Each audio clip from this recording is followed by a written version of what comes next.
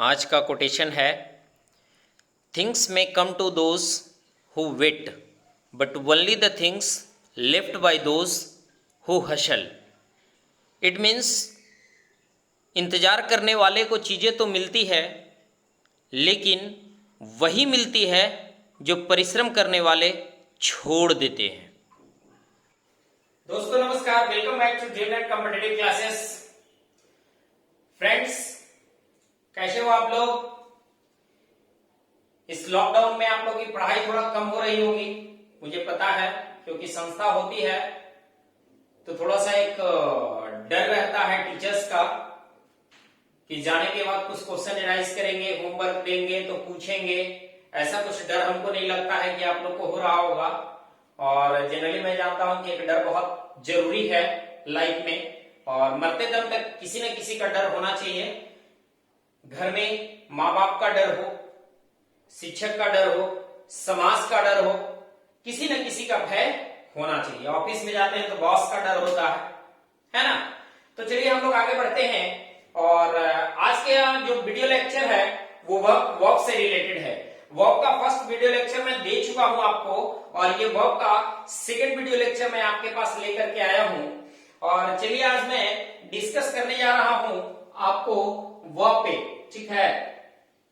तो दोस्तों पहले ध्यान दीजिएगा, मैं वर्क के बारे में बता चुका हूं कि work is a doing word. काम करने वाले जो शब्द होते हैं उसे वर्क कहते हैं। वर्क को मैं बताया था कि वर्क को दो कैटेगरी में बांटा गया है। फर्स्ट एक्सुलरी वर्ब या हेल्पिंग वर्ब, और second is main verb. Auxiliary verb की संख्या 24 है। Out of 24 there are 3 kinds of auxiliary verb: primary auxiliary verb, modal auxiliary verb और मार्जिनल एक्सुलरी वर्ब। चलिए आप लोग को थोड़ा सा हम 2 मिनट में आपको रिवीजन करवा देता हूं कि वर्ब जो हैं वो 2 प्रकार के हैं। एक आपका है एक्सुलरी वर्ब, एक्सुलरी वर्ब। इसी एक्सुलरी वर्ब को हम लोग बोलते हैं हेल्पिंग वर्ब, हेल्पिंग वर्ब, ठीक है ना। और इसी को हम लोग बोलते हैं कंड्यूसिव वर्ब, कंड्यूसिव वर्ब। दूसरा होता है, इसको हम लोग बोलते हैं मेन वर्ब, या इसको हम लोग बोलते हैं प्रिंसिपल वर्ब, ठीक है। अब जरा ध्यान दीजिएगा कि टोटल एक्सुलरी वर्ब की संख्या अगर देखी जाए तो टोटल एक्सुलरी वर्ब की संख्या 24 है, ठीक है ना। आउट ऑफ 24 ये एक्सुलरी वर्ब को 3 कैटेगरी में बांटा गया है। पहला है आपका प्राइमरी एक्सुलरी वर्ब, दूसरा है आपका मॉडल एक्सुलरी वर्ब, और तीसरा है आपका marginal auxiliary verb, marginal auxiliary verb, ठीक है। अब आइए कि total number of auxiliary verb 24 है। Out of 24 there are 11 members in the family of primary auxiliary verb, there are 10 members in the family of model auxiliary verb, or there are 3 members in the family of marginal auxiliary verb. Total 11 plus 10 21 plus 3 24, यानी total number of auxiliary verbs are 24. अब आइए इस primary auxiliary verb को 3 category में बांटा गया है, ठीक है। जरा इसके बारे में मैं विस्तार से बताऊंगा, इसलिए थोड़ा सा मैं संक्षेप में इसको बताना चाह रहा हूं। फर्स्ट प्राइमरी एक्सुलर है वर्ब टू बी, सेकेंड है आपका वर्ब टू हैव, और थर्ड है आपका verb to do, verb to do. Clear हुआ? क्लियर हुआ? There are 3 members, there are 3 kinds of primary auxiliary verb, there are 11 members in the family of primary auxiliary verb. Out of 11 members, there are 5 members in the family of primary ये verb to be, there are 3 members in the family of verb to have, और there are 3 members in the family of verb to do. Understood? Modal auxiliary verb के बारे में मैं बताया था कि can, could, may, might, shall, should, will, would, और था मस्ट, और था आउट टू, ठीक है ना। और थर्ड जो आपका था मार्जिनल एक्सुलरी वर्ब, इसमें थे नीड, डेयर और यूज्ड टू। ठीक है, ध्यान दीजिए। Total there are 24 members in the family of auxiliary verb, 11 members primary auxiliary verb. Out of 11 there are 5 members in the family of verb to be, 3 members verb to have, 3 members verb to do. Out of 24 there are 10 members in the family of modal auxiliary verb, can, could, may, might, shall, should, will, would, must or ought to. There are 3 members in the family of marginal auxiliary verb, need, dare and used to. ठीक है, तो total ये हमारे axillary verb का जिक्र मैं किया हूं, मेन वर्ब का जिक्र भी नहीं किया हूं। क्यों? क्योंकि आज मैं पूरी की पूरी एक्सिलरी वर्ब के बारे में बताने जा रहा हूं। ठीक है ना, पूरा का पूरा एक्सिलरी वर्ब का जिक्र मैं आज आपको करने जा रहा हूं। ठीक है, तो चलिए इसका स्क्रीनशॉट ले लीजिए, फिर हम लोग आगे बढ़ते हैं।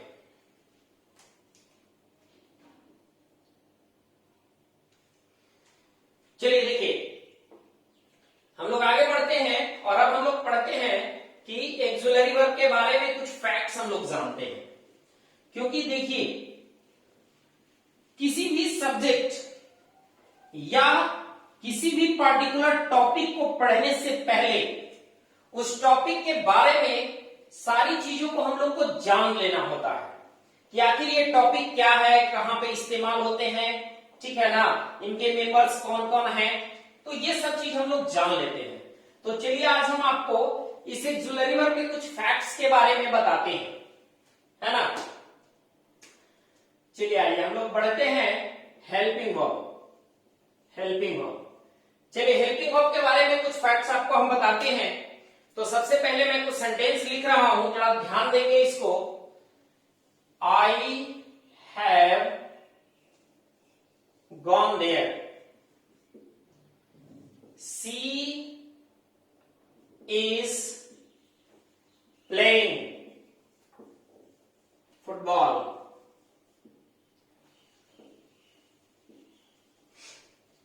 Ramesh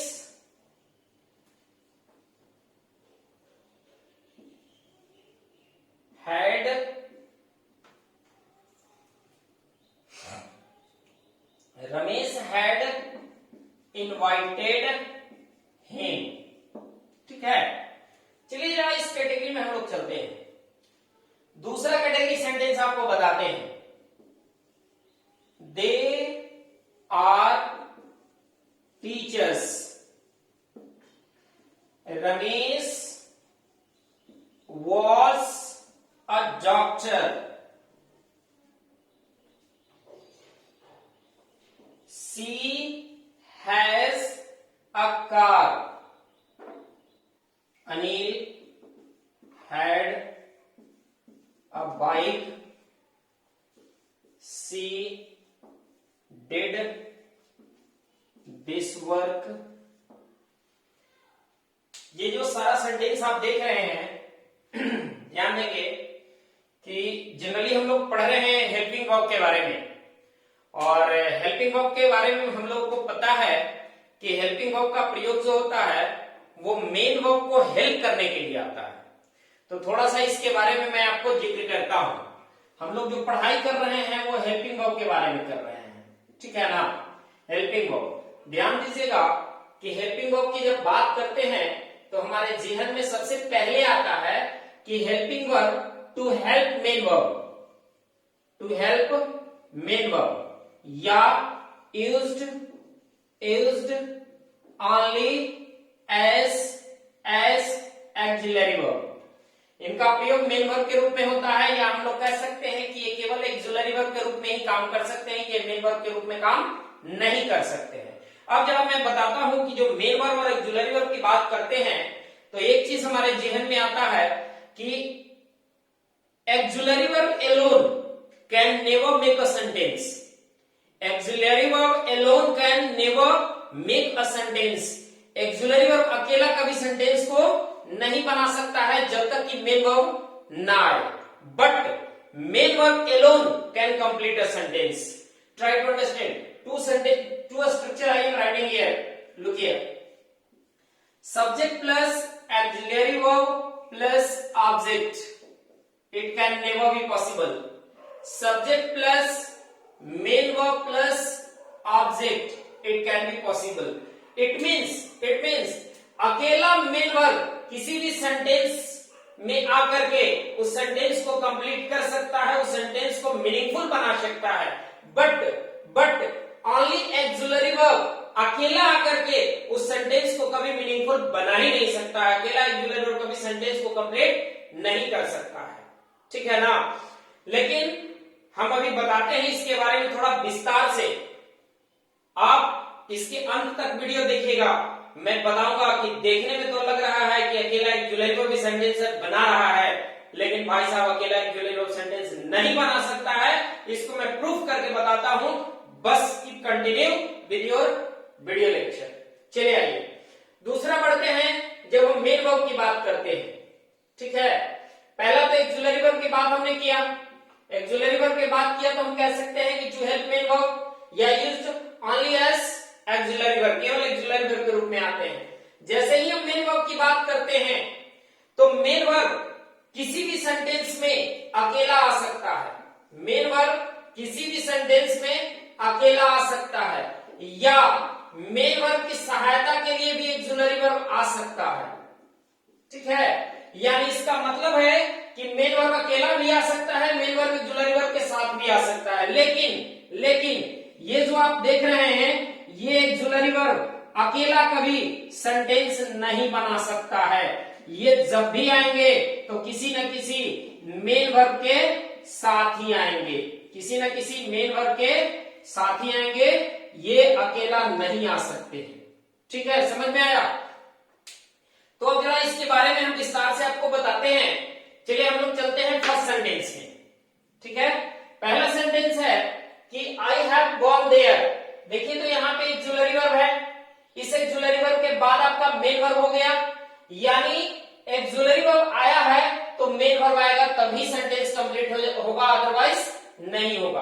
आगे आइए, शी इज प्लेइंग फुटबॉल। ये जो आप देख रहे हैं कि ये एक्सुलरी वर्ब है और ये हो गया आपका मेन वर्ब, ये हो गया आपका एक्सुलरी वर्ब और ये हो गया मेन वर्ब, ठीक है।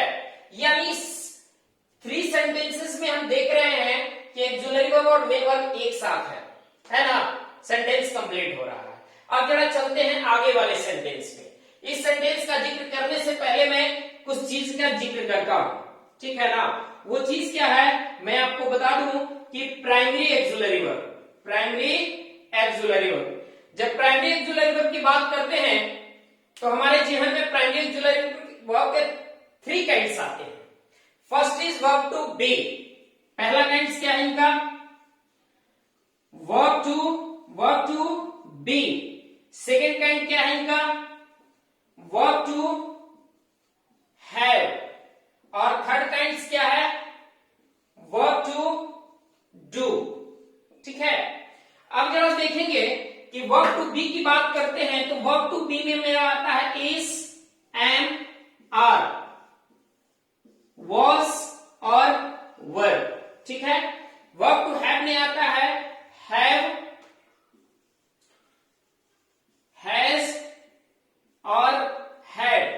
और वर्ब टू डू की श्रेणी में आता है डू, डस और डिड, डू, डस और डिड, ठीक है। अब जब इनके बारे में आप कहिएगा कि सर ये पूरे के पूरे एक्सुलरी वर्ब है ना, तो जब पूरे के पूरे एक्सुलरी वर्ब हैं और इन सेंटेंसेस में ये सभी के सभी में से कोई ना कोई आए हुए हैं, तो हम कह सकते हैं कि सर अकेला एक्सुलरी वर्ब भी तो सेंटेंस बना रहा है ना। आप ये क्वेश्चन पूछ सकते हैं कि नहीं कि सर ये बताइए कि अकेला एक्सुलरी वर्ब भी तो सेंटेंस बना रहा है, जबकि अभी आपने बताया कि auxiliary verb alone can never make a sentence, auxiliary verb alone can never make a sentence, but यहां टोटल के टोटल एक्सुलरी वर्ब फिर भी ये सेंटेंस बना रहा है, ठीक है। आप कह सकते हैं नहीं ये गलत है। अब क्यों गलत है इसके बारे में मैं आपको जिक्र करके बताता हूं, अभी आप इसका स्क्रीनशॉट लीजिए। चलिए देखिए क्यों नहीं आता है इसके बारे में थोड़ा मैं जिक्र कर दूं। जिक्र ये कर रहा हूं कि जो भी आप देख रहे हैं primary auxiliary verb, primary auxiliary verb ऐसे एक्सुलरी वर्ब हैं जो एक्सुलरी वर्ब का भी काम करते हैं और मेन वर्ब का भी काम करते हैं। जैसे देखिए पहला क्या था वर्ब टू बी, जैसे ही वर्ब टू टू बी की बात करते हैं तो एक चीज तो हमारे जहन में आती है कि जो हम लोग फॉर्म बनाते हैं वर्ब का फर्स्ट फॉर्म, वर्ब का second form, third form, ING form, present form, तो ये सब फॉर्म किसका बनता है? क्या एक्सुलरी वर्ब का पॉसिबल है या मेन वर्ब का? ये जो फॉर्म हम लोग बनाते हैं कि ये प्रेजेंट हो गए, ठीक, ये V1 फॉर्म हो गए, फिर ये पास्ट हो गए, ये पास्ट पार्टिसिपल हो गए, ये प्रेजेंट पार्टिसिपल हो गए, ये प्रेजेंट फॉर्म हो गए, तो ये सब जनरली हम लोग किसका बनाते हैं? मेन वर्ब का बनाते हैं ना। अगर मेन वर्ब का बनाते हैं तो वर्ब टू बी की जैसे ही बात करते हैं, ध्यान दीजिएगा, सबसे ज्यादा जरूरी है, वर्ब टू बी की बात करते हैं तो थोड़ा सा हम लोग B1, B2, B3, चलिए तो हम लोग देखते हैं वर्ब टू बी के बारे में। तो जनरली अभी हम लोग देखें कि मेन वर्ब का first form, second form, third form, ING form और प्रेजेंट फॉर्म बनाया जाता है। किसका? मेन वर्ब का। एक्सुलरी वर्ब का कभी पॉसिबल है बनाना? नहीं बनता है, ठीक है। तो जब मेन वर्ब का बनते हैं ये सब फॉर्म, तो जरा हम लोग देख लेते हैं। सबसे पहले B1 जिसको हम लोग बेस फॉर्म बोलते हैं, उसके बाद आता है आपका B2 पास्ट, उसके बाद आता है आपका B3 पास्ट पार्टिसिपल, उसके बाद आता है B4 जिसको हम लोग बोलते हैं प्रेजेंट पार्टिसिपल, और उसके बाद आता है B5 जिसको हम लोग बोलते हैं प्रेजेंट, ठीक है। तो जरा देखिए, ये आपका हो गया बेस फॉर्म, ठीक है। ये हो गया आपका पास्ट फॉर्म, ये जो हो गया आपका पास्ट पार्टिसिपल हो गया, और ये जो हो गया आपका प्रेजेंट पार्टिसिपल हो गया, और ये जो हो गया आपका प्रेजेंट फॉर्म हो गया, ठीक है। तो जनरली हम लोग जानते हैं कि ये सब फॉर्म जो बनाया जाता है ये सिर्फ मेन वर्ब का बनाया जा सकता है, एक्सुलरी वर्ब का ऐसा फॉर्म नहीं बनाया जा सकता है, ठीक है। तो चलिए अभी हम लोग प्राइमरी एक्सुलरी वर्ब के बारे में देख रहे थे, और हम ये बता रहे थे कि primary auxiliary verb main verb का भी काम करता है और primary auxiliary verb auxiliary verb का भी काम करता है। चलिए सबसे पहले आइए इसमें हम लोग चलते हैं। तो एक आपका है फॉर्म में, बेस फॉर्म में R, और एक है M, और आपको पता है कि M की कहानी ही अलग है। ये भगवान से बनी बनाई जोड़ी आई है कि जब तुम रहोगे तो आई के साथ रहोगे, ठीक है ना। दूसरा नहीं तुम्हें मिलेगा, जब मिलेगा तो आई मिलेगा, यानी भगवान से बनी बनाई जोड़ी है कि M जब भी आता है तो आई के साथ आता है। उसके बाद जैसे ही इसका पास्ट आते हैं तो हमारा आता है वॉस या वर। जैसे ही हम पास्ट पार्टिसिपल का जिक्र करते हैं तो ये होता है बिन, और जैसे ही हम प्रेजेंट पार्टिसिपल का जिक्र करते हैं तो हमारा होता है बीइंग, और जैसे ही प्रेजेंट का जिक्र करते हैं तो हमारे जहन में आती है इज, ठीक है। ये हुआ आपका किसका? वर्ब टू बी का। अब जरा हम लोग चलते हैं, देखते हैं वर्ब टू हैव का। वर्ब टू हैव का देखते हैं। चलिए देखिए, वर्ब टू हैव का जो पहला जो बेस फॉर्म है वो है आपका हैव, ठीक है। इसका जैसे ही पास्ट में आएंगे तो हो जाएगा हैड, और पास्ट पार्टिसिपल भी हैड, प्रेजेंट पार्टिसिपल आपका हो जाएगा हैविंग, और प्रेजेंट की बात करेंगे तो हो जाएगा हमारा हैज, ठीक है ना। ये हो गया वर्ब टू हैव का। आगे हम लोग चलते हैं और अगला हम लोग चलते हैं वर्ब टू डू का, ठीक है। वर्ब टू डू की बात करते हैं तो हमारा बेस फॉर्म आता है डू, डिड जो है आपका पास्ट फॉर्म है, डन जो है आपका पास्ट पार्टिसिपल है, डूइंग आपका प्रेजेंट पार्टिसिपल है, और प्रेजेंट फॉर्म की बात कीजिएगा तो वो डज आ जाएगा, ठीक है। अब जरा एक चीज बताइए कि जैसे ही हमने बनाया कि base form, past form, past participle form, present participle form और प्रेजेंट फॉर्म, ये सब तो क्लियर कट है कि कहीं ना कहीं मेन वर्ब का बनेगा, एक्सुलरी वर्ब का तो बनेगा नहीं, ठीक है। तो जब मेन वर्ब का बनेगा तो हम कह सकते हैं कि ये टोटल पार्ट जब मेरा एक्सुलरी वर्ब का है तो ये primary auxiliary verb main verb का भी काम करेगा, और यही प्राइमरी एक्सुलरी वर्ब आपका ये एक्सुलरी वर्ब का भी काम करेगा, यानी मेन वर्ब का भी काम करेगा और एक्सुलरी वर्ब का भी काम करेगा। क्लियर हुआ? क्लियर हुआ? चलिए, तो जब ये सब काम करेंगे तो इनके बारे में थोड़ा सा हम इस पे जिक्र करते हैं। आइए, क्या है, रमेश वॉज अ डॉक्टर। अब यहां पे देखिए हमने आपको बताया इसके पहले कि केवल एक्सिलरी वर्ब किसी भी सेंटेंस में आकर वो मेन वर्ब ये किसी भी सेंटेंस में केवल एक्सिलरी वर्ब आकर के वो पूरे सेंटेंस को नहीं बना सकता है। केवल एक्सिलरी वर्ब सेंटेंस को मीनिंगफुल नहीं बना सकता है। सेंटेंस को मीनिंगफुल बनाने के लिए कोई ना कोई मेन वर्ब की आवश्यकता होती है। आप बताइए कि इस सेंटेंस में ये वॉज जो है आपका वो सिर्फ और सिर्फ एक्सिलरी वर्ब आपको लग रहा है कि है ना, लेकिन सेंटेंस तो मीनिंगफुल है। अगर ये सेंटेंस मीनिंगफुल है तो यही प्राइमरी एक्सिलरी वर्ब इस सेंटेंस में मेन वर्ब का काम कर रहा है, एक्सिलरी वर्ब का काम नहीं कर रहा है। अगर ये मेन वर्ब का काम कर रहा है तो जरा देख लीजिए, सब्जेक्ट के साथ मेन वर्ब का सेकंड फॉर्म देखिए, तो वाज मेन वर्ब का सेकंड फॉर्म है। अगर ये मेन वर्ब का सेकंड फॉर्म है तो हम कह सकते हैं कि वाज मेरा मेन वर्ब का काम कर रहा है। उसी तरह ये सब्जेक्ट के साथ मेन वर्ब का फिफ्थ फॉर्म हैज है। देखिए मेन वर्ब का फिफ्थ फॉर्म हैज है। Anil third person singular number है और अनिल के साथ हमने हैड का प्रयोग किया है। ये हैड मेन वर्ब का सेकंड फॉर्म है। देखिए हैड मेन वर्ब का सेकंड फॉर्म है। आप यहाँ पे ये कह सकते हैं कि सर हैड मेन वर्ब का थर्ड फॉर्म भी तो हो सकता है। यस, हैड मेन वर्ब का थर्ड फॉर्म भी हो सकता है, लेकिन एक चीज ध्यान रखिएगा कि जनरली सब्जेक्ट के ठीक बाद मेन वर्ब का थर्ड फॉर्म का प्रयोग नहीं होता है। ठीक है, वो जब भी होंगे तो मेन वर्ब का सेकंड फॉर्म होंगे, थर्ड फॉर्म तभी आएगा जब इनके बाद कोई ना कोई ऑक्सिलरी वर्ब का प्रयोग होगा। आगे आइए, इसके बाद आते हैं, यहां देखिए सब्जेक्ट के साथ मेन वर्ब का सेकंड फॉर्म है। देखिए डिड मेन वर्ब का सेकंड फॉर्म है। ठीक है, क्लियर हुआ। तो ये जो अकेला जो ऑक्सिलरी वर्ब आप देख रहे थे भाई साहब, ये ऑक्सिलरी वर्ब आपके नहीं है, ये क्या है, ये आपके मेन वर्ब है और ये मेन वर्ब की तरह काम कर रहे हैं। तब आप ये पूछ सकते हैं कि सर तो ये कंफ्यूजन हो गया ना कि ये मेन वर्ब है कि ऑक्सिलरी वर्ब है।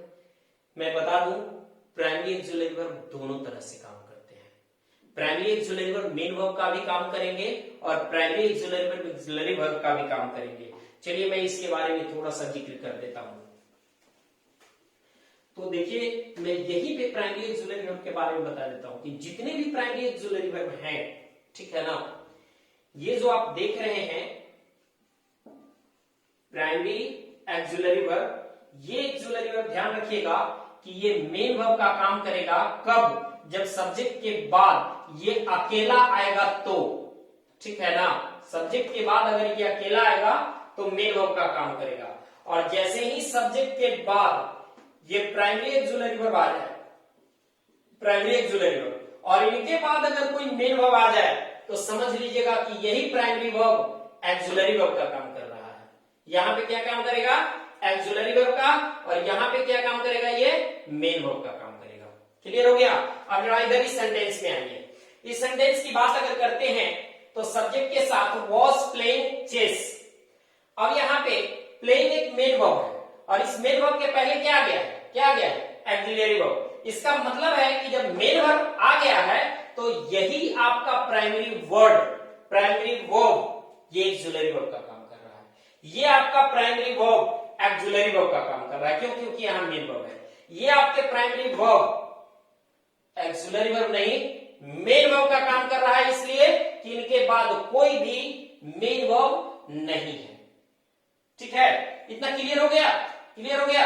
चलिए तो इसके बाद हम आगे चलते हैं। अब आपको बताते हैं कि क्या ऑक्सिलरी वर्ब का और कोई ऐसा पार्ट है। प्राइमरी तो देख लिए कि मॉडल का ये मेन वर्ब का भी काम कर रहे हैं और ऑक्सिलरी वर्ब का भी काम कर रहे हैं। तो क्या प्राइमरी ऑक्सिलरी वर्ब का और कोई ऐसा पार्ट है जो मेन वर्ब का भी काम करता है और ऑक्सिलरी वर्ब का भी काम करता है। ठीक है, तो चलिए हम लोग आगे देखते हैं। इसका स्क्रीनशॉट लीजिए, फिर आगे हम देखते हैं।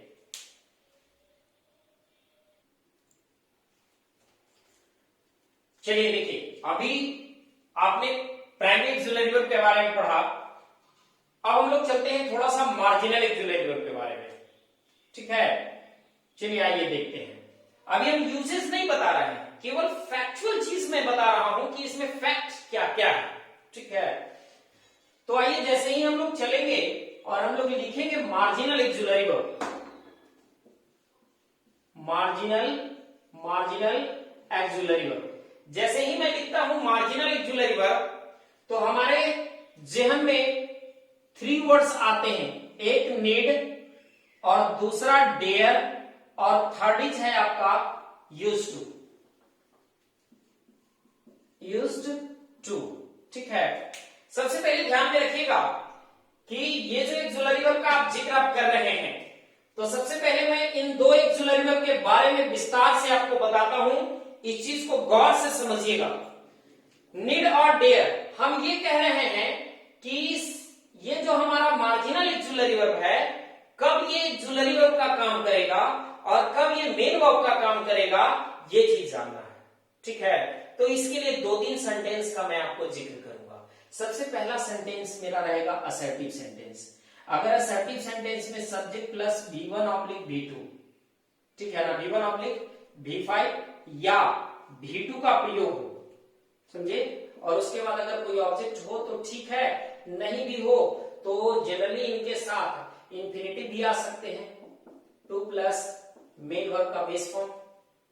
ठीक है, आगे जरा देखिएगा, ये आपके जो पहला सेंटेंस बने, तो अब मुझे बताइए, ध्यान दीजिएगा कि जब V1 और V5 या V2 के जगह पे आएगा, तो हम कह सकते हैं कि यहां पे ये मेरा मार्जिनल जो है मेन वर्ब का काम करेगा।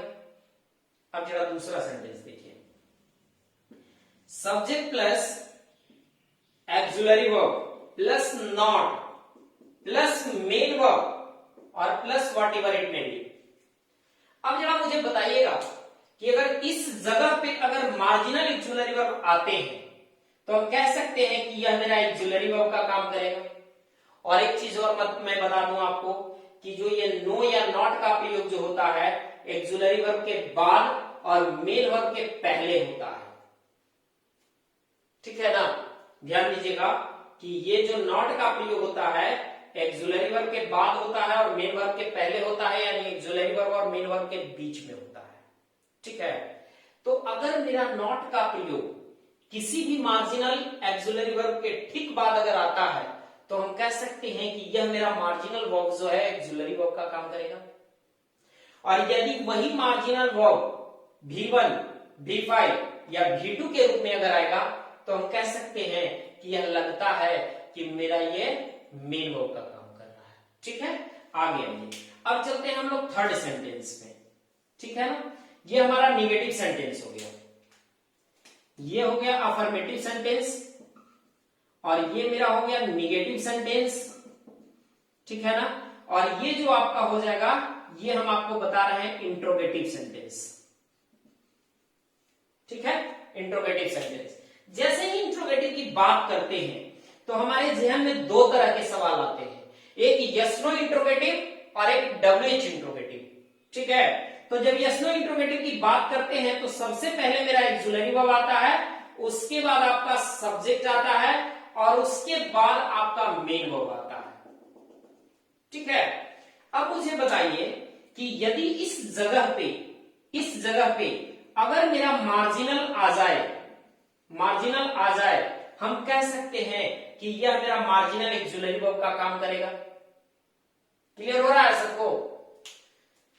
देखिए, नेक्स्ट चलते हैं हम लोग फोर्थ में।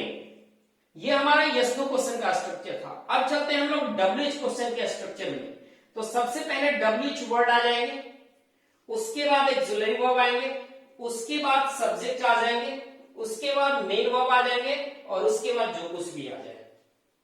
अब मुझे बताइएगा कि यहां अगर मार्जिनल का यूज अगर होता है, मार्जिनल का, तो हम कह सकते हैं कि यह मेरा मार्जिनल एक्जुलरी वर्ब का काम करेगा।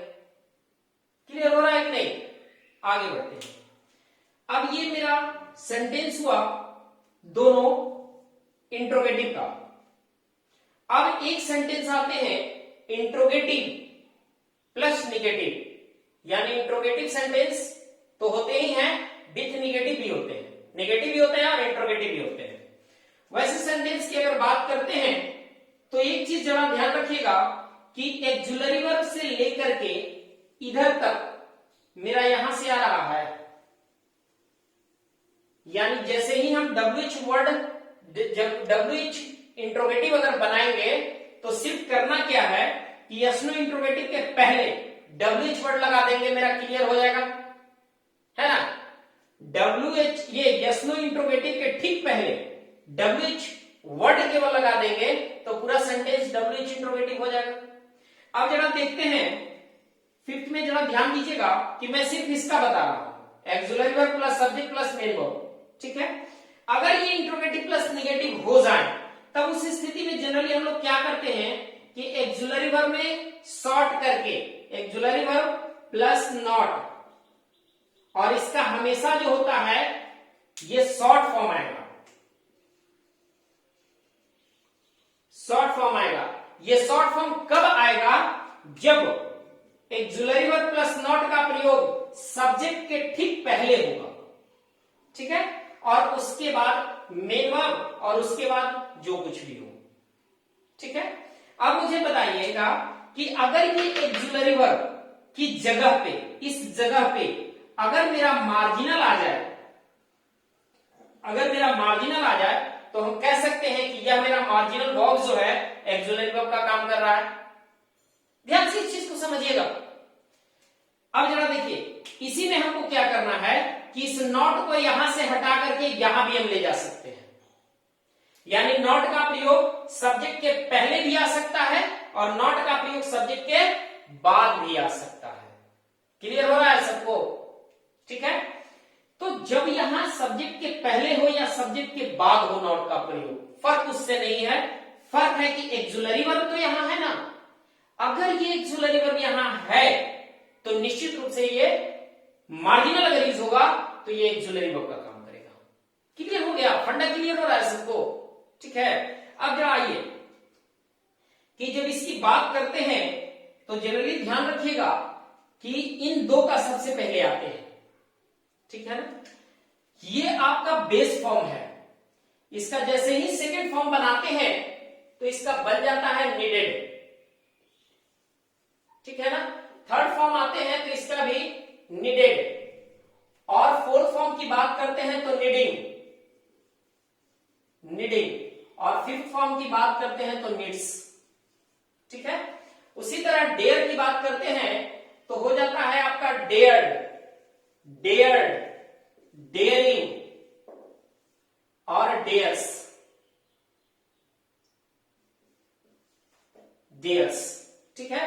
अब थोड़ा सा यूज टू का फंडा अलग है जो मैं आपको बताऊंगा, समझ गए?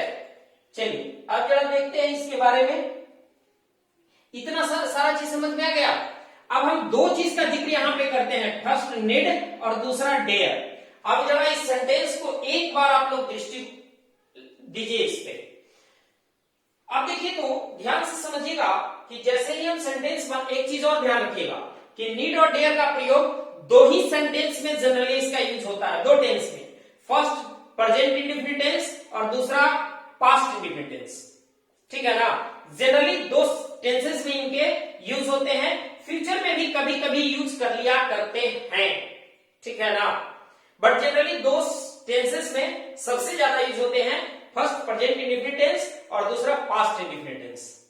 और ध्यान रखिएगा कि इसका कंटिन्यूअस फॉर्म नहीं बनाते हैं, यानी इम्परफेक्ट, ये प्रेजेंट कंटिन्यूअस टेंस में इनका प्रयोग नहीं होता है, ठीक है ना। प्रेजेंट कंटिन्यूअस टेंस में इनका प्रयोग नहीं होता है। चलिए आइए हम लोग देखते हैं। जब प्रेजेंट इंडेफिनिट की बात करते हैं तो हमारे पास एक स्ट्रक्चर बनता है, subject plus V1 oblique V5 plus object, ठीक है ना। अब आइए, जब हम पास्ट इंडेफिनिट की बात करते हैं तो subject plus V2 plus object, यही होता है ना। दो सेंटेंस प्रेजेंट इंडेफिनिट और पास्ट इंडेफिनिट का, ये अफर्मेटिव सेंटेंस हो गया, ठीक है। अब आइए, अगर मैं बात करता हूं सी का तो हम कह सकते हैं कि सी एक सब्जेक्ट है। अब जरा ये नीड की बात कीजिएगा तो हमने एस लगाया, और मुझे पता है कि एस और एस यानी प्रेजेंट फॉर्म हम कहां लगाते हैं, जब वह पर्टिकुलर वर्ब मेन वर्ब होता है तब हम लगाते हैं। यहां मेन वर्ब था तब तो लग गया, थर्ड पर्सन सिंगुलर नंबर है, इसके साथ क्या लग गया V5, और V5 ये कब हुआ कि जब ये मेन वर्ब का काम किया तब तो V5 हुआ। आगे आइए, दे डेयर्स टू से सो। अब जरा ध्यान दीजिएगा कि दे के बाद क्या है, V5 है ना। मेन वर्ब का फिफ्थ फॉर्म यानी मेन वर्ब का प्रेजेंट फॉर्म कब लगता है, चलिए ध्यान दीजिएगा इसमें। दे के साथ डेयर्स, ये तो गलत है, पहले डेयर्स नहीं होगा, डेयर होगा, ठीक है। तो दे डेयर हम कह सकते हैं कि ये मेन वर्ब का फर्स्ट फॉर्म है, दे के साथ डेयर मेन वर्ब का फर्स्ट फॉर्म। अब आइए, ये मेन वर्ब का फर्स्ट फॉर्म है, इसका मतलब है कि यह पार्टिकुलर मार्जिनल वर्ब मेरा मेन वर्ब का काम कर रहा है। आगे आइए, रमेश डेयर्ड, डेयर्ड हम कह सकते हैं कि मेरा V2 है। हम पहले भी बताए हैं कि सब्जेक्ट के ठीक बाद V2 का प्रयोग हो सकता है, सब्जेक्ट के ठीक बाद V3 का प्रयोग संभव नहीं है। आगे आइए, तो रमेश के बाद सीधा क्या आ गया, डेयर्ड आ गया। तो हम कह सकते हैं कि यह मेरा सब्जेक्ट है और सब्जेक्ट के साथ V2 है, यानी पास्ट इंडेफिनिट टेंस है ना।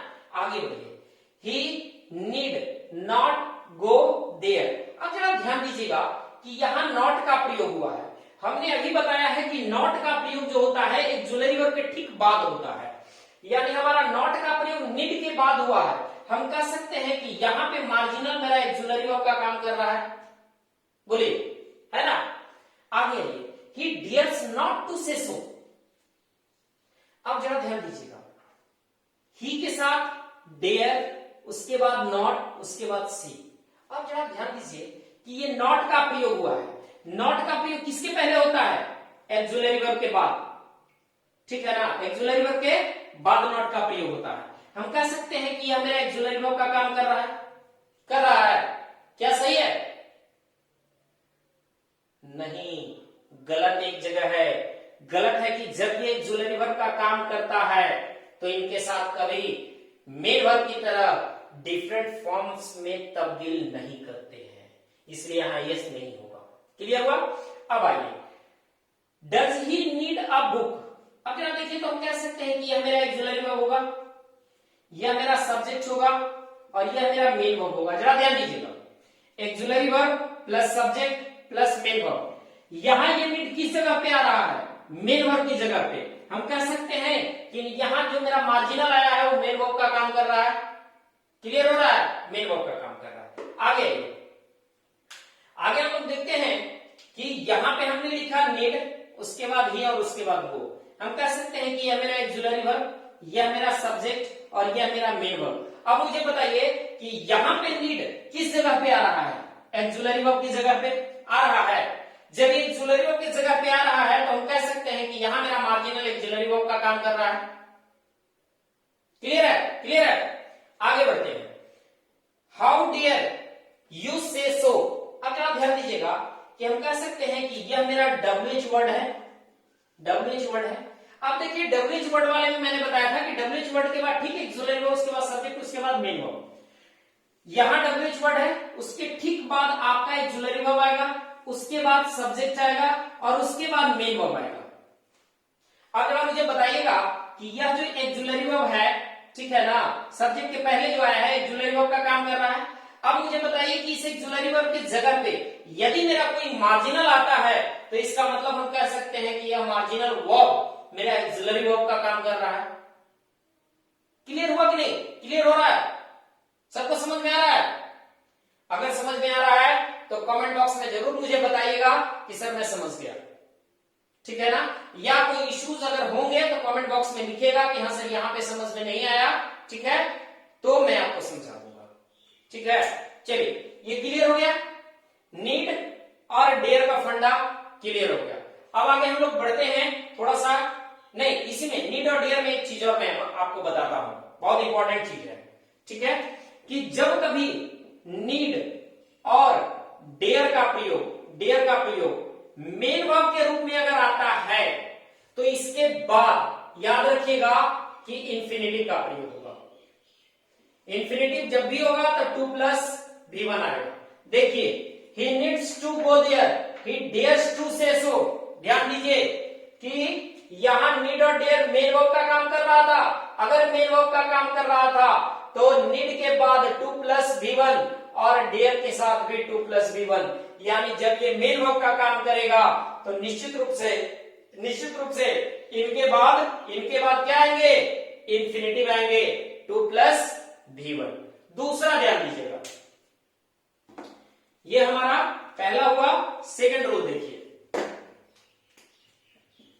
जब कभी नीड या डेयर का प्रयोग एक्सुलरी वर्ब के रूप में होगा तो इसके ठीक बाद याद रखिएगा, अगर कोई भी आएगा तो मेन वर्ब आएगा, और वह भी ध्यान दीजिएगा मेन वर्ब का कौन सा फॉर्म आएगा, कौन सा फॉर्म आएगा? क्या फर्स्ट फॉर्म आएगा, सेकंड फॉर्म आएगा, थर्ड फॉर्म आएगा?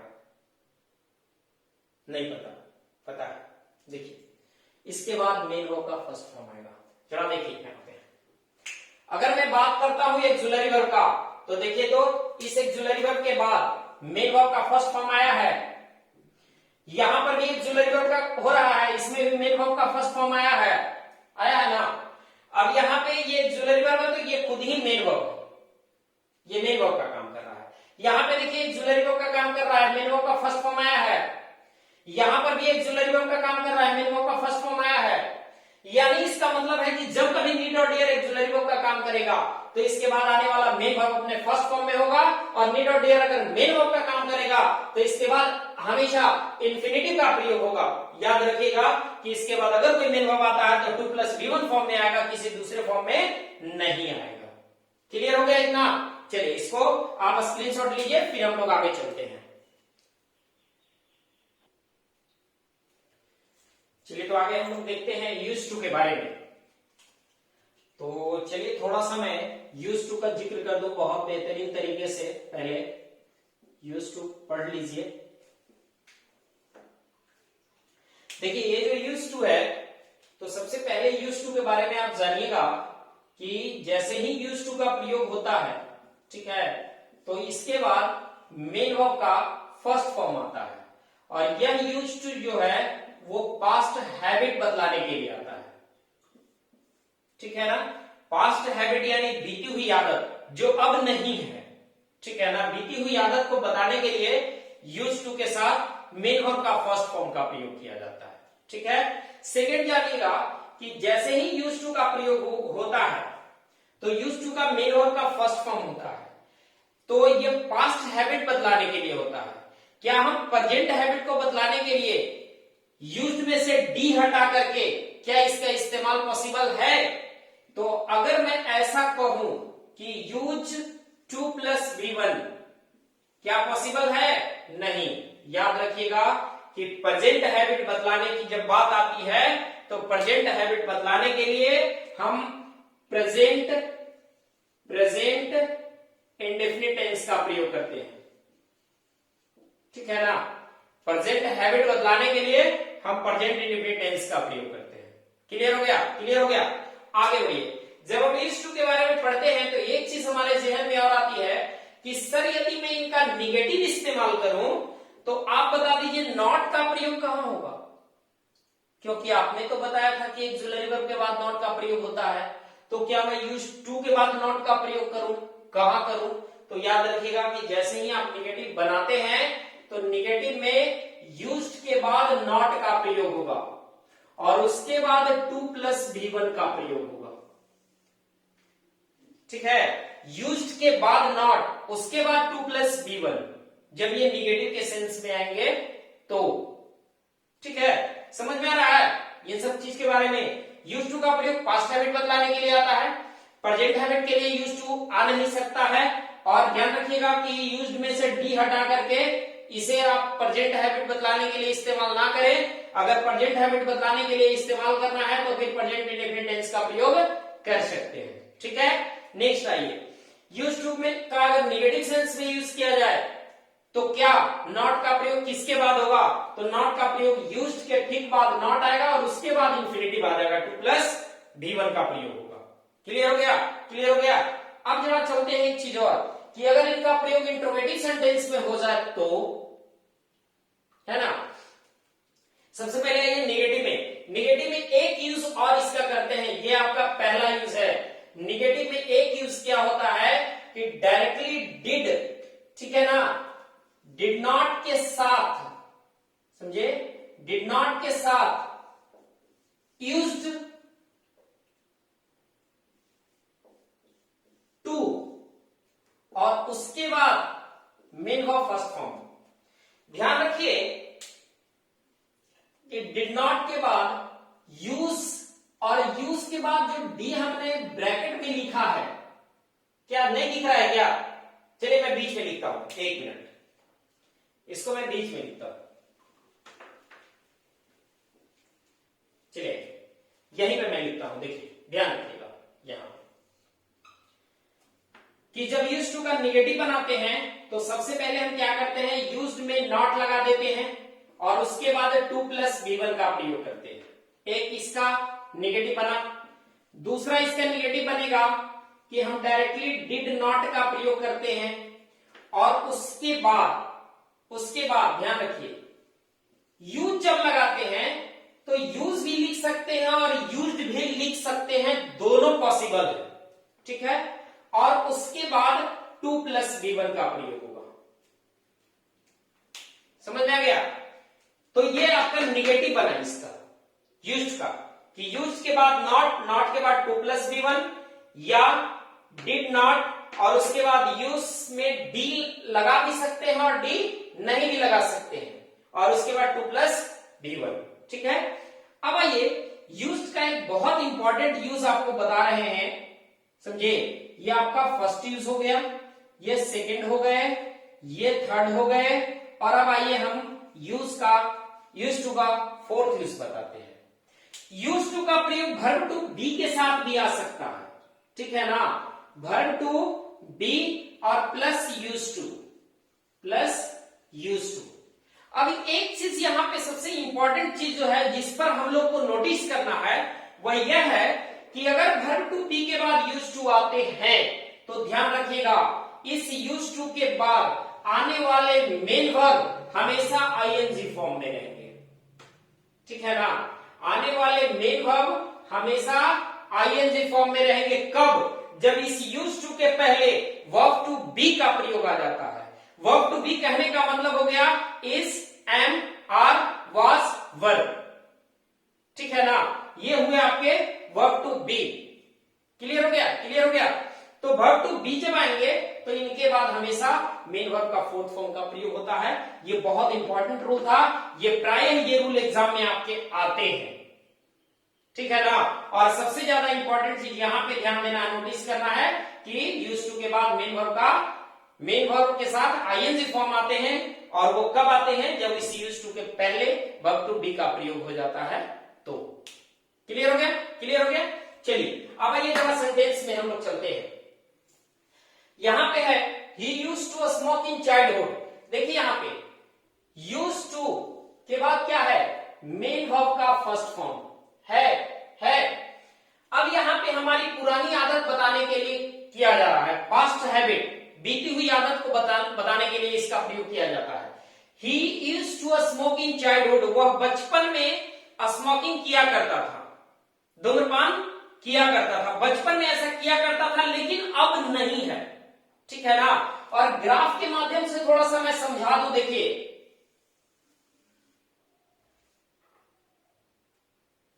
ध्यान दीजिएगा।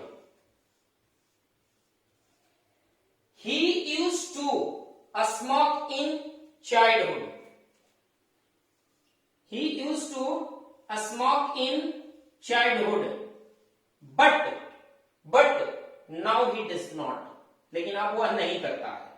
अब देखिए कि जैसे ही हम यहां पे कह रहे हैं कि नाउ यहां पे आ गया, इसका मतलब है कि इसके पहले कई बार वो नहीं किया है। ग्राफ के माध्यम से मैं आपको बता रहा हूं, यहां से यहां तक वह स्मोकिंग कर रहा था, है ना।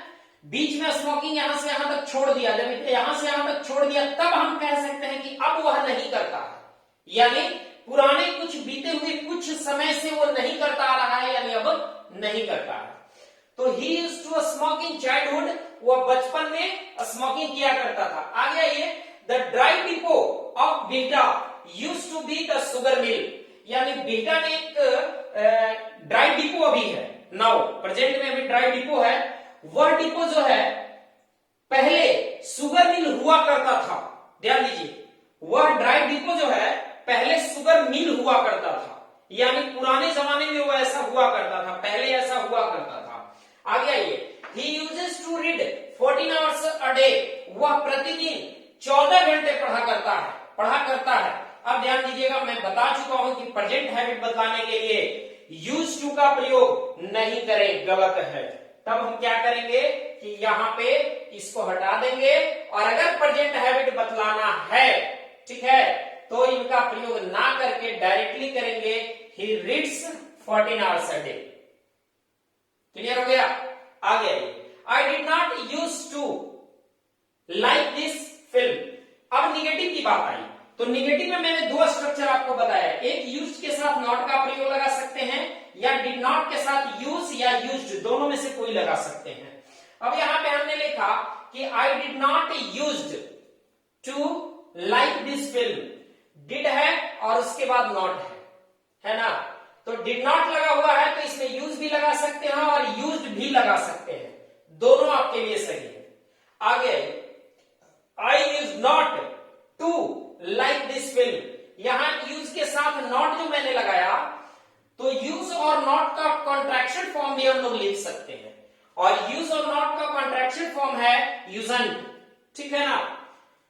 अब यहां पर भी यूज नॉट टू, हमने बताया कि नॉट का प्रयोग यूज्ड और टू के बीच में आता है। देखिए तो टू और यूज्ड के बीच में नॉट आया है, क्लियर है? क्लियर है? आगे आइए, अगला जो सबसे इंपॉर्टेंट रूल है, be plus use to plus main verb plus ING.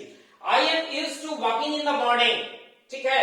अब ध्यान दीजिएगा कि जब verb to be plus use to लगता है तो इसका मतलब क्या आदत होता है, ठीक है। ध्यान रखिएगा कि बहुत इंपॉर्टेंट चीज है इसका मतलब होता है to become familiar, to become familiar, to become familiar. यहां पर भी मैं लिख देता हूं टू बिकम फैमिलियर, यानी चिर परिचित अंदाज में हो जाना, यानी किसी चीज से बिल्कुल फैमिलियर हो जाना, वही होता है verb to be plus use to. Verb to be plus use to familiar हो जाना। अब फैमिलियर हो सकता है प्रेजेंट में भी हूं, हो सकता है फैमिलियर में पास्ट में भी था, दोनों तरह से फैमिलियर हो सकते हैं। जब प्रेजेंट में आएंगे तो इनके साथ वर्ब टू बी के साथ इज, एम या आर आएंगे, और जब पास्ट में आएंगे तो वॉस या वर आएंगे। यहां पे है कि I am used to walking in the morning, मैं प्रतिदिन टहलने का, ये जो मेरी चिर परिचित अंदाज है, मैं उसका आदी हो गया हूं। कहने का मतलब उससे बिल्कुल फैमिलियर हो गया हूं, मैं प्रतिदिन सुबह टहलता हूं, ये हमारी फैमिलियरिटी हो गई है। नेक्स्ट आइए, I was not use to speak Telugu, यानी मैं तेलुगु से फैमिलियर नहीं था, because this was not my mother tongue. यानी जब मैं विशाखापट्टनम में था तो जनरली बहुत सारे लोग तेलुगु बोलने के लिए कहा करते थे, है ना, कि तेलुगु सीख लो सीख लो सीख लो। और विशाखापट्टनम में एक जगह मैं इंग्लिश पढ़ाने गया था, जब मैं वहां इनकम टैक्स डिपार्टमेंट में था, तो इंग्लिश पढ़ाने गया, तो बच्चों को मैं 1 वीक पढ़ाया होगा। उसके बाद बच्चा क्या कहता है कि sir can you teach me English in Telugu, यानी तेलुगु लैंग्वेज में क्या आप मुझे इंग्लिश पढ़ाएंगे? जैसे मैं आपको हिंदी लैंग्वेज में आपको इंग्लिश पढ़ा रहा हूं ना, वैसे ही वहां बच्चे डिमांड कर रहे थे कि can you teach English in Telugu. मैंने बोला sorry, I can not learn Telugu for the purpose of teaching English, because my mother tongue is Hindi, I am teaching English and 2 languages are sufficient for me. I don't want to learn extra language. So please come. I was not used to speak Telugu. मैं तेलुगु से familiar नहीं था, यानी नहीं बोलता था। क्यों familiar नहीं था? Because this was not my mother tongue, क्योंकि वह मेरा मदर टंग नहीं था। क्लियर हो गया आपको? क्लियर हो गया? यानी यही टोटल यूज टू का मतलब हो गया। मुझे लगता है कि आपका प्राइमरी एक्सुलरी वर्ब और सेकेंड आपका मार्जिनल एक्सुलरी वर्ब 2 कंप्लीट हो गए, है ना। अब हम लोग चलेंगे किस में? तो मॉडल एक्सुलरी वर्ब में, ठीक है। चलिए देखिए, अब हम लोग चलते हैं मॉडल एक्सुलरी वर्ब के बारे में, ठीक है।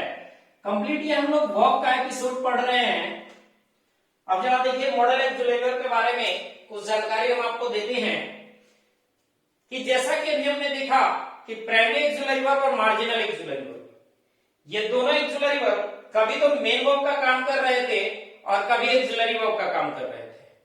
ठीक है, तो क्या इस प्राइमरी एक्जुलरी वर्ब में मेरा मॉडल एक्जुलरी वर्ब क्या दोनों का काम कर सकता है क्या? जरा देख लेते हैं। अब कुछ सेंटेंस में लिख रहा हूं, जरा ध्यान दीजिएगा। I can go there. अब जैसे ही मैंने लिखा आई कैन गो देयर, एक और सेंटेंस लिखते हैं, ही कैन दिस वर्क। यहां देखिए कि इसको हम कह सकते हैं कि यह मेरा मेन वर्ब है, इसका मतलब है कि यह एक्जुलरी वर्ब का काम कर रहा है ना। और जब ये एक्जुलरी वर्ब का काम कर रहा है और ये आपका मेन वर्ब है, इस सेंटेंस में देखते हैं कि कोई मेन वर्ब नहीं है, इसका मतलब कि ये खुद मेन वर्ब का काम करेगा, है ना।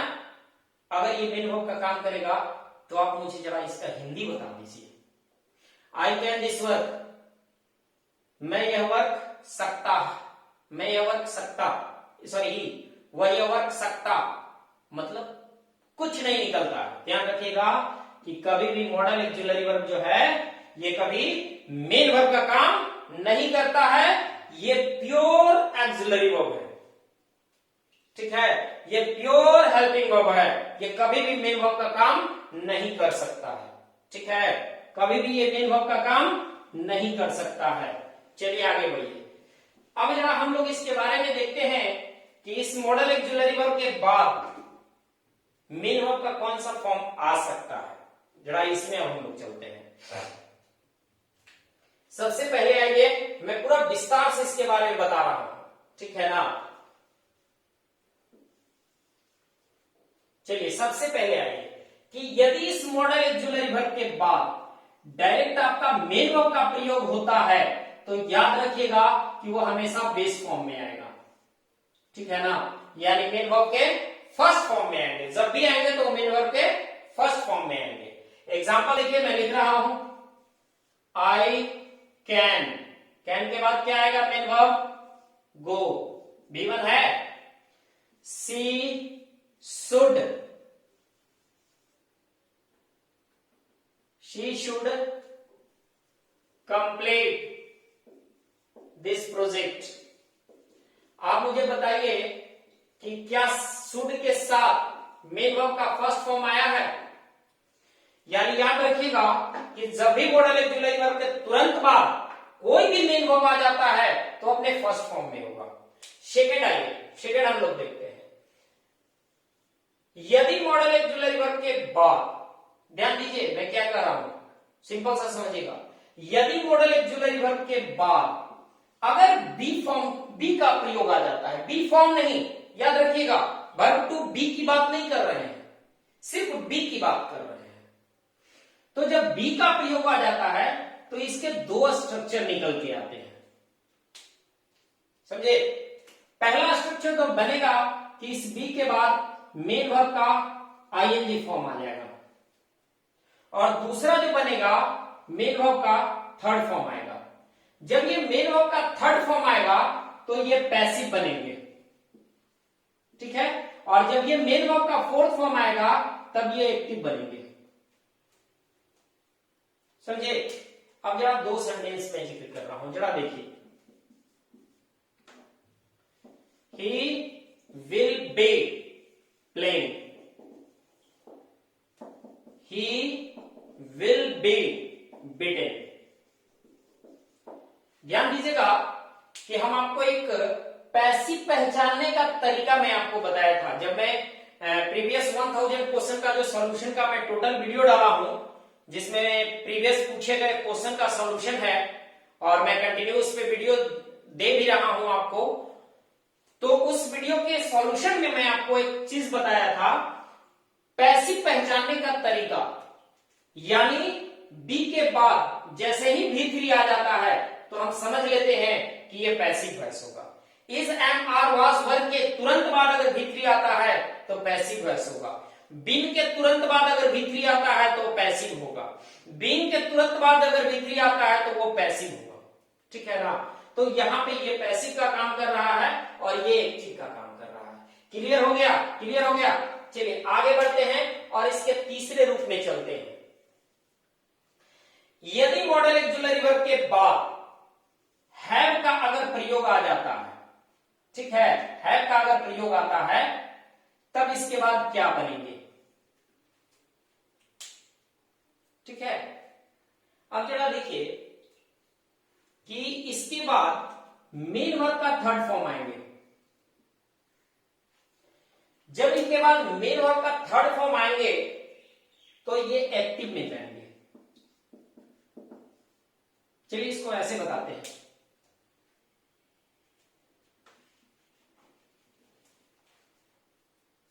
हैव के बाद मेन वर्ब का थर्ड फॉर्म आएंगे। अब आप एक चीज पूछ सकते हैं कि सर यहां इस हैव की जगह पे आप मुझे थोड़ा हैज लगा करके और हैड लगा के बता दीजिए, ठीक है। तो जरा देखिए पहले सेंटेंस देख लेते हैं।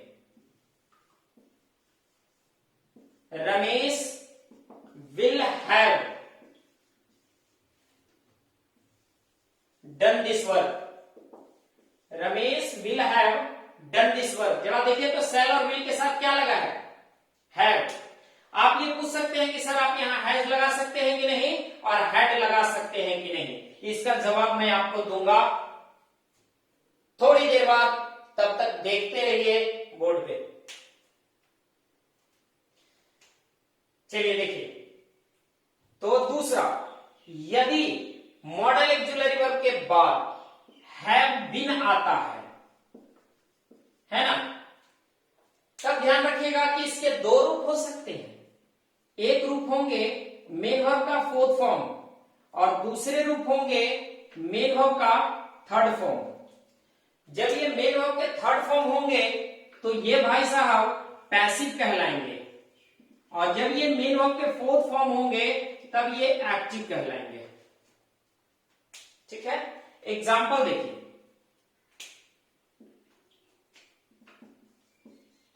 he will have been playing. Second example, he will have been invited, ठीक है। जब यहां है प्लस V3 की बात आती है तब इसका देख लीजिए, इसका एग्जाम्पल छूट गया है। he should have visited there। देखिए तो यहां पर भी शुड मॉडल एक्जुलरी वर्ब के बाद क्या आ गया है, हैव और उसके बाद V3। Model auxiliary verb have plus V3 यहां आइए। मॉडल एक्जुलरी के बाद हैव बीन और उसके बाद एक में बिफोर और एक में V3। देखिए मैं आपको अभी पैसिव पहचानने का तरीका बताया था कि बीन के बाद जस्ट अगर V3 अगर आ जाए तो समझ लीजिएगा कि पूरा सेंटेंस पैसिव होगा। बीन के बाद V3 आ जाएगा तो समझ लीजिएगा पूरा सेंटेंस पैसिव होगा। क्लियर हो गया, क्लियर हो गया। अब जरा देखिए कि आप कहिए कि सर यहाँ पे हैज और हैड आ सकता है क्या, नहीं आ सकता है। क्यों नहीं आ सकता है ये भी जानने की कोशिश कीजिए। देखिए क्यों नहीं आ सकता है, जरा हम देख लेते हैं कि इनका पहला स्ट्रक्चर क्या है। मॉडल एक्जुलरी वर्ब के बाद मेन वर्ब का कौन सा फॉर्म आता है, फर्स्ट फॉर्म। हम कह सकते हैं कि ये मेरा मॉडल एक्जुलरी वर्ब है ना। इस मॉडल एक्जुलरी वर्ब के बाद मेन वर्ब का फर्स्ट फॉर्म आता है। जरा देखिए ध्यान कीजिए एक बार कि मैं बताया था कि हैड फर्स्ट फॉर्म है V1 और इसका V2 है हैड और V3 भी है हैड। तो अब बताइए कि यहाँ पे मॉडल एक्जुलरी वर्ब के तुरंत बाद ये फॉर्म का इस्तेमाल करना है तो ये फॉर्म कौन सा आएगा, निश्चित रूप से ये मेन वर्ब का फर्स्ट फॉर्म आएगा। मेन वर्ब का फर्स्ट फॉर्म आएगा, ना कि हैज और हैड आएगा। क्लियर हो गया, क्लियर हो गया, समझ में आया आपको।